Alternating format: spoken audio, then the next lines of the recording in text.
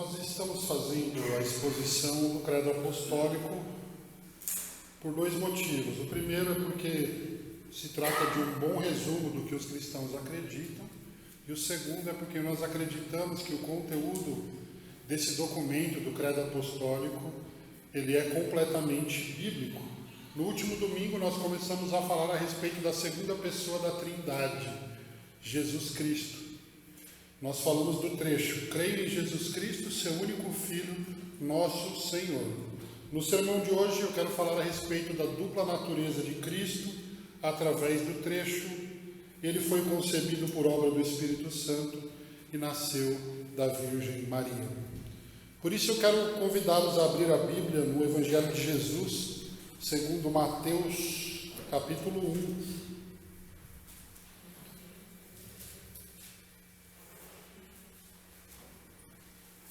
Mateus capítulo 1, e nós vamos ler do versículo 18 até o 25. O texto diz o seguinte, irmãos: o nascimento de Jesus Cristo foi assim. Maria, sua mãe, estava comprometida a casar-se com José. Mas antes de se unirem, ela achou-se grávida pelo Espírito Santo. José, seu marido, era um homem justo e não queria expô-la à desgraça pública. Por isso decidiu separar-se dela secretamente. Tendo José isso em mente, um anjo do Senhor apareceu-lhe em sonho, dizendo: José, filho de Davi, não temas receber Maria, tua mulher, pois o que nela foi gerado é do Espírito Santo. Ela dará à luz um filho, a quem darás o nome de Jesus, porque ele salvará o seu povo dos seus pecados.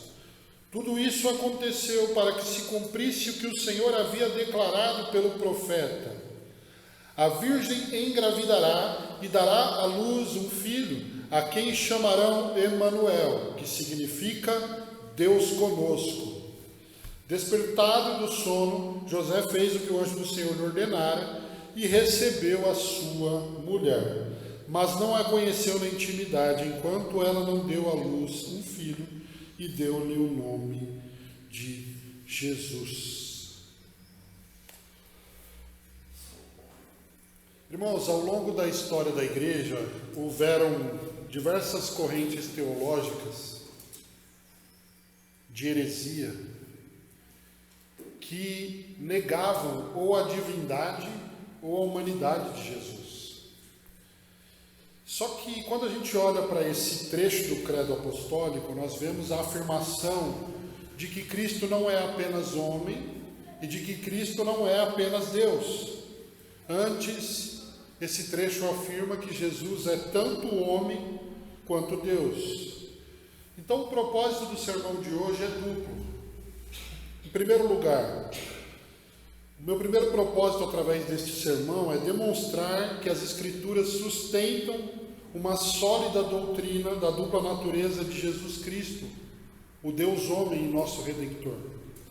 E em segundo lugar, o segundo objetivo desse sermão é explicar por que, para cumprir a missão de nos salvar, de salvar os que creem em sua obra, era necessário que Jesus fosse tanto divino quanto humano. Esse é o propósito do sermão. Irmãos, essa passagem narra o nascimento virginal e sobrenatural de Jesus. José e Maria aqui estavam prometidos em casamento um ao outro, e esse tipo de relacionamento é muito semelhante ao que hoje nós chamamos de noivado. Porém, naquela época tinha um peso muito maior. O noivado naquela época era um compromisso muito mais sério do que um noivado nos dias de hoje.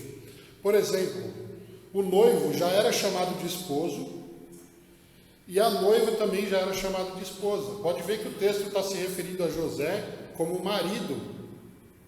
Então, o compromisso, estar prometido a uma pessoa no primeiro século já era um compromisso muito sério. É como se já fosse um casamento, mas sem, obviamente, relações sexuais. O segundo exemplo: se o noivo morresse, a noiva já era considerada viúva na tradição judaica. Outro exemplo: se o noivo desistisse já era necessário carta de divórcio, mesmo nessa fase. E o último exemplo, se houvesse traição nesse estágio, já era considerado um adultério.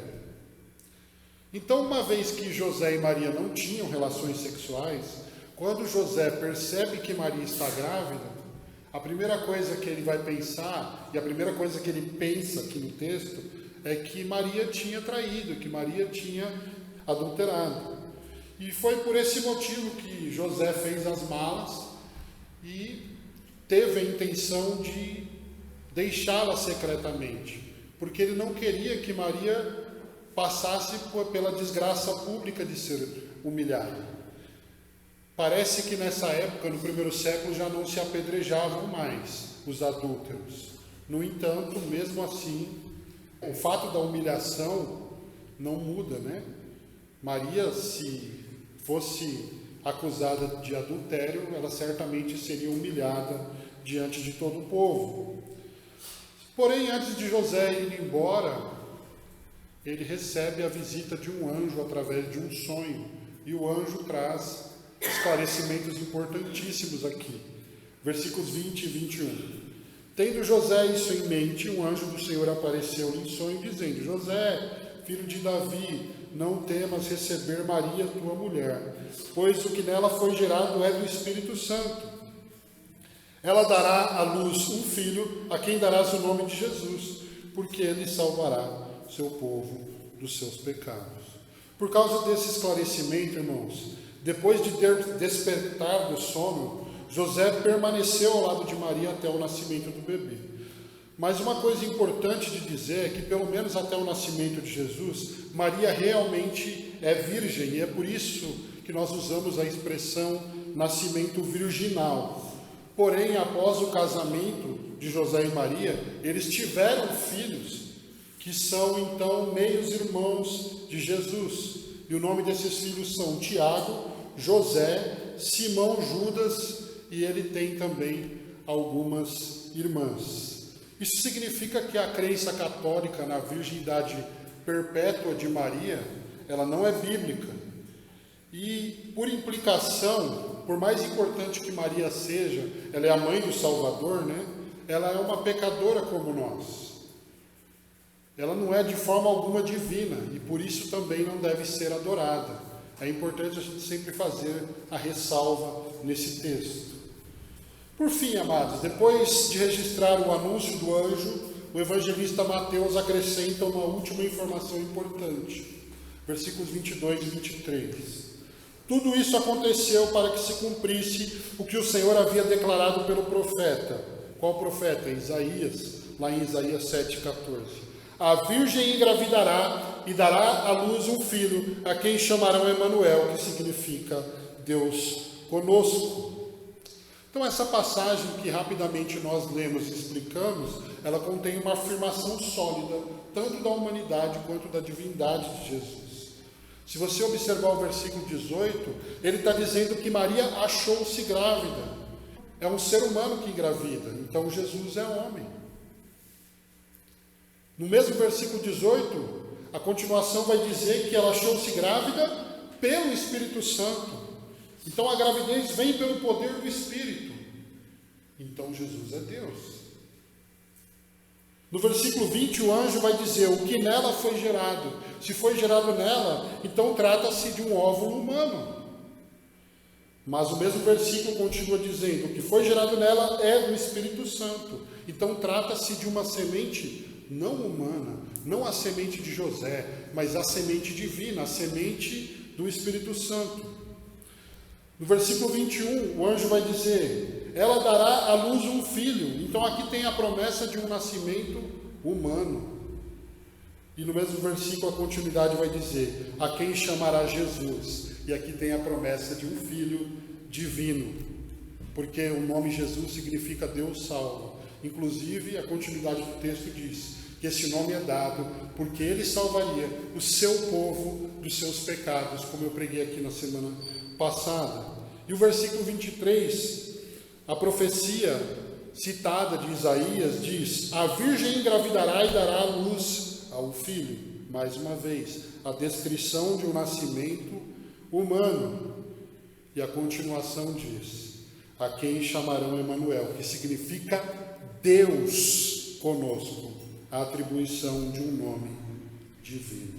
Então, se você perceber esse texto do começo ao fim, ele está dizendo: Jesus é homem, Jesus é Deus, Jesus é homem, Jesus é Deus. Ele é um Deus homem, ele é um homem divino. Ele é 100% homem e ele é 100% Deus. Não é metade, é totalmente Deus, é plenamente Deus e é plenamente homem. E se nós observarmos essas duas afirmações em toda a Escritura, nós vamos perceber que ela é sustentada pela Bíblia. Olha só, por um lado, Jesus é plenamente homem. A humanidade de Jesus foi profetizada. Jesus é o descendente da mulher que esmagaria a cabeça da serpente, citado no proto-evangelho em Gênesis 3:15, o primeiro evangelho anunciado na Bíblia, a primeira boa nova, ali logo em seguida que o homem pecou. Jesus, ele é o servo sofredor que é chamado por Isaías de homem de dores. A humanidade de Jesus também foi reconhecida tanto por ele quanto por outros. Quando Jesus ele está sendo tentado pelo diabo, o que ele diz? Nem só de pão viverá um. E ele está falando de si mesmo. Ele está dizendo que ele é homem. E nós vemos outras pessoas dizendo isso. Pedro, no discurso no dia de Pentecoste, ele se refere a Jesus como homem aprovado por Deus. O apóstolo João também vai dizer que ele é o verbo que se fez carne e habitou entre nós. E Paulo vai dizer em 1 Coríntios 15:21, assim como a morte veio por um homem, também por um homem veio a ressurreição dos mortos. A humanidade de Jesus também foi demonstrada na Bíblia. Ele foi contado em uma genealogia humana. Ele nasceu numa região, Belém. Ele foi filho de uma mulher, Maria. Ele esteve sujeito ao curso da vida humana. Ele teve nascimento e teve morte. Ele teve um corpo humano, cabeça, ombro, joelho e pé. Ele teve olhos, mãos, pés, ossos, sangue. Desenvolveu-se como um humano. Ele nasceu bebê, foi adolescente e foi um adulto. Ele tinha necessidades humanas. Você vai ver os evangelhos relatarem que em algum momento Jesus teve fome, em outro momento ele teve sede, em outro momento ele teve sono, em outro momento ele teve cansaço. E Jesus também tinha sentimentos humanos. Ele ama, ele se alegra, ele fica triste, ele fica indignado quando ele entra no templo de Jerusalém. E aí um teólogo chamado Wayne Grudem, ele vai dizer o seguinte, abre aspas, ele era tão plenamente humano que mesmo os que viveram e trabalharam com ele por 30 anos, mesmo os irmãos que cresceram na casa dele, não percebiam que ele era um tanto superior a outros seres humanos, fecha aspas. Gente, Jesus parecia, aos olhos de quem viveu com ele, tão humano, que os irmãos dele, não, ele não é Deus. Esse cara estava jogando bola na rua com a gente um dia desses, aí cresceu, está com um pouco de barba, está falando que é Deus. Os irmãos dele não criam nele. As pessoas olhavam para ele e falavam, esse aí é o filho do carpinteiro, do seu José e da dona Maria. Que Deus nada. Jesus parecia mesmo as pessoas ali do primeiro século um humano. Por que ele parecia? Uma vez eu estava com a minha irmã no Castelinho da Pamonha, estava voltando da casa do meu irmão em São Roque, e a gente estava comendo ali, e minha irmã falou assim, você viu quem está aí do lado? Quem? Parece o Amaury Júnior. E realmente parecia, mas eu fiquei quieto na minha. E quando nós fomos para o caixa para pagar, ele também foi. E aí minha irmã olhou para ele e falou, você parece o Amaury Júnior. E ele falou, deve ser porque eu sou o Amaury Júnior. Aí ela tirou foto com ele e falou, você não quer tirar foto com o Amaury Júnior? Eu falei, não.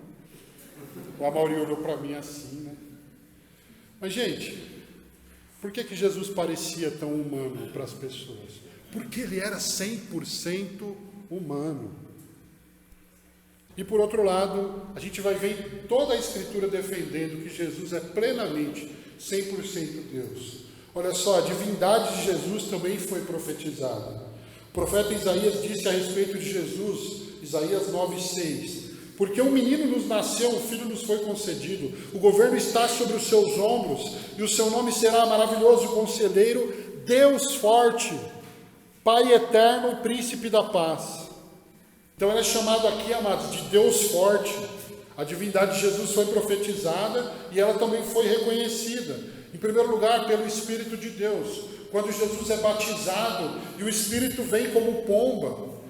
E naquele mesmo momento o Pai também reconhece a divindade do Filho ao dizer: este é o meu Filho amado, de quem me agrado. Lembra na semana passada que eu falei que a afirmação de que alguém era filho de Deus era equivalente a dizer que essa pessoa era Deus? O próprio Jesus, os judeus queriam matá-lo, porque João capítulo 5, 18 vai dizer, porque ele dizia que Deus era seu Pai, fazendo-se igual a Deus.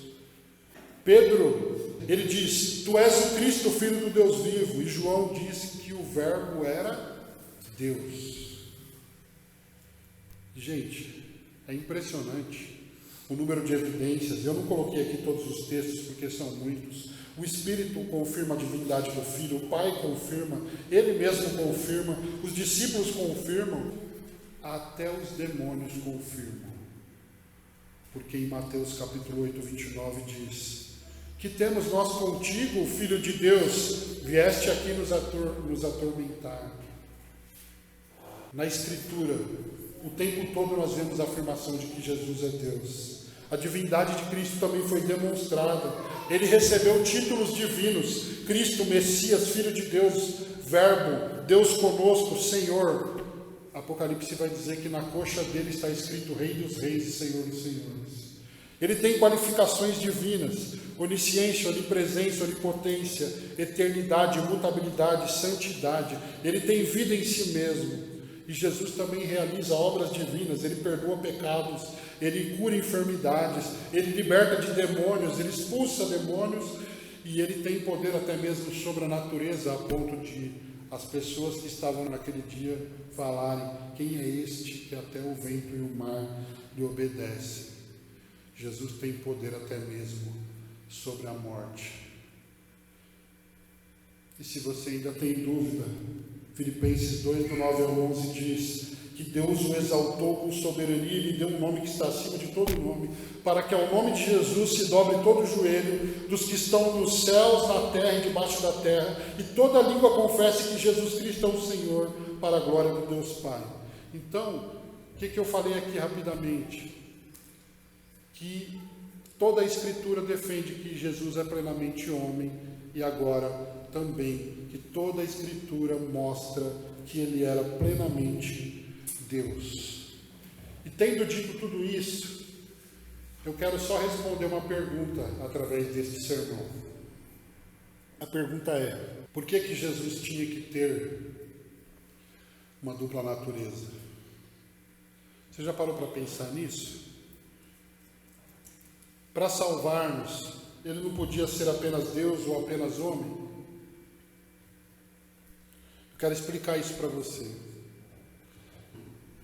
Às vezes a gente ouve essas expressões: nascimento virginal de Jesus, a dupla natureza de Jesus, e a gente fica pensando: o que isso tem a ver com a minha vida? Muito mais do que você imagina. Pode ter certeza que teologia não é algo inválido. É algo muito importante que nos faz entender muitas coisas a respeito de quem Deus é. E o que Deus é nos afeta e nos inclui. Vamos lá. A questão é que desde que o pecado entrou no mundo, o primeiro homem foi separado de Deus. E desde então todo homem nasce nessa condição, separado de Deus. E Jesus vem justamente para reconciliar o homem com Deus. E para efetuar essa reconciliação era necessário que ele fosse tanto homem quanto Deus.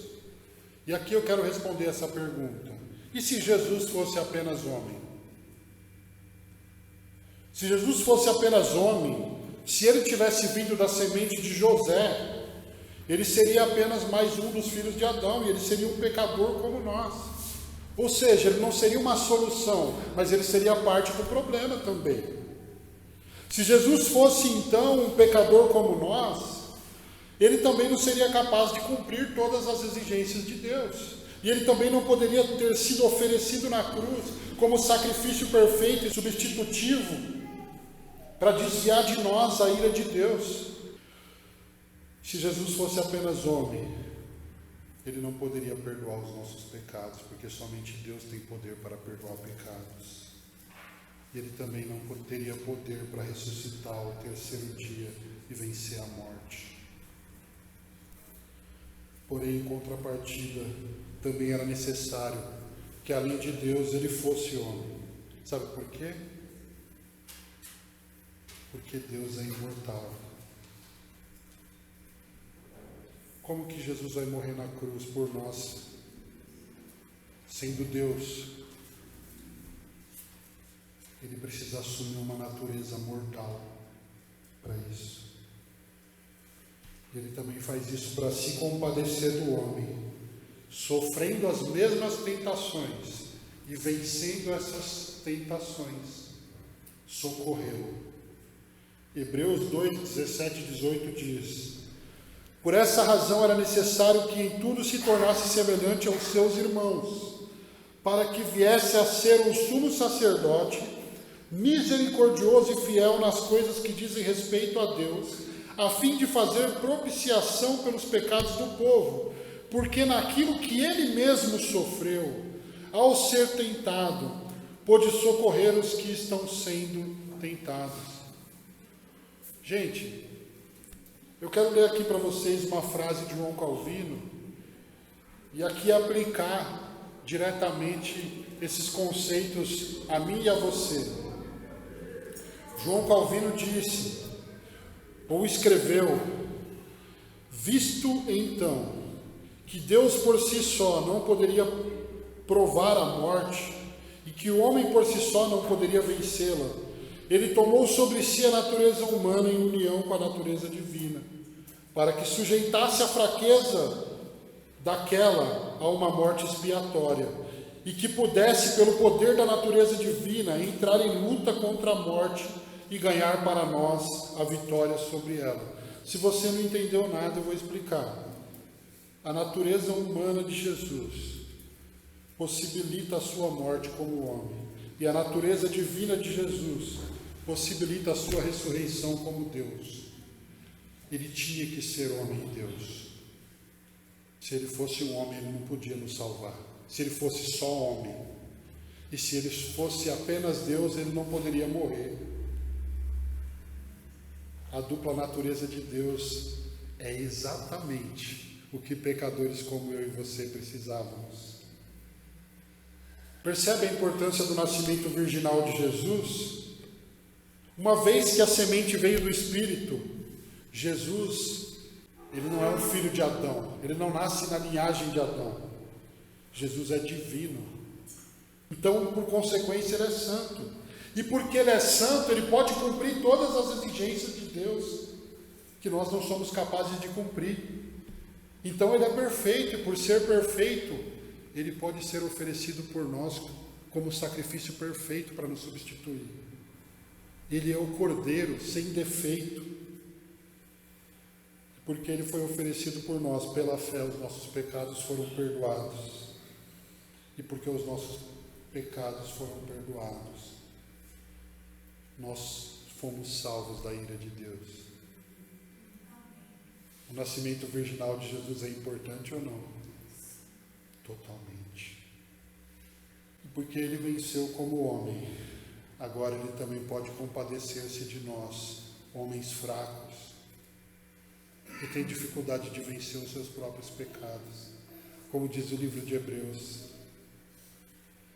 Por fim, uma vez que a semente era do Espírito Santo e não de José, ele é adequadamente chamado de Jesus. Deus salva, e ele pode salvar o seu povo, ele pode salvar os eleitos.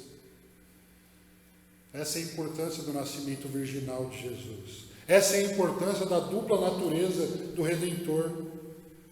E para aqueles que ainda não creem na obra de Jesus, o Evangelho vos chama hoje a ir a Cristo. Arrependei-vos e crede no Evangelho. Confie em Cristo para a salvação, porque é somente Ele que pode nos reconciliar com o Pai. Não havia nenhum caminho, não havia nenhuma possibilidade de nós nos salvarmos que não fosse através do sacrifício dele, que não fosse através da pessoa dele. Ele mesmo disse em João 14,6: eu sou o caminho, a verdade e a vida, e ninguém vem ao Pai a não ser por mim. Foi ele mesmo que disse também em Mateus 11,27: ninguém conhece o Filho senão o Pai, e ninguém conhece o Pai senão o Filho, e aquele a quem o Filho o quiser revelar. E também foi dito sobre ele em 1 Timóteo 2,5: porque há um só Deus e um só mediador entre Deus e os homens, Cristo Jesus, homem. Amados, Jesus Cristo é o único mediador capaz de representar Deus perante a humanidade e representar a humanidade perante Deus. Ele é o caminho pelo qual a graça nos carrega nos ombros até a eternidade. Sem Ele, ninguém pode chegar ao Pai. Então os salvos têm o seu coração tomado pela gratidão, porque a encarnação de Jesus é a boa notícia, consequentemente, de que nós podemos ser salvos. Se não tivesse tido encarnação, nós estaríamos ainda mortos em delitos e pecados, em direção ao inferno, prestes a receber todo o peso da ira de Deus. Mas para que essa ira não caísse sobre nós, Jesus levou sobre ele. Ele levou sobre si as nossas dores, as nossas enfermidades. Isaías disse que o castigo que nos traz a paz estava sobre ele, e pelas suas pisaduras nós fomos sarados. Eu quero concluir esse sermão te fazendo uma pergunta. Você já leu a passagem em que Jesus chega no velório de Lázaro, aparentemente atrasado, do ponto de vista humano atrasado? Lázaro já está morto. E Jesus, ele tem primeiro um encontro com Marta, e um pouco mais adiante ele encontra Maria, as duas irmãs de Lázaro. Você já percebeu que tanto Marta quanto Maria fazem a mesma pergunta para Jesus? Ou melhor, fazem a mesma afirmação para Jesus? Quando Jesus aparece, Marta olha para Jesus e diz assim: se o Senhor estivesse aqui, meu irmão não teria morrido.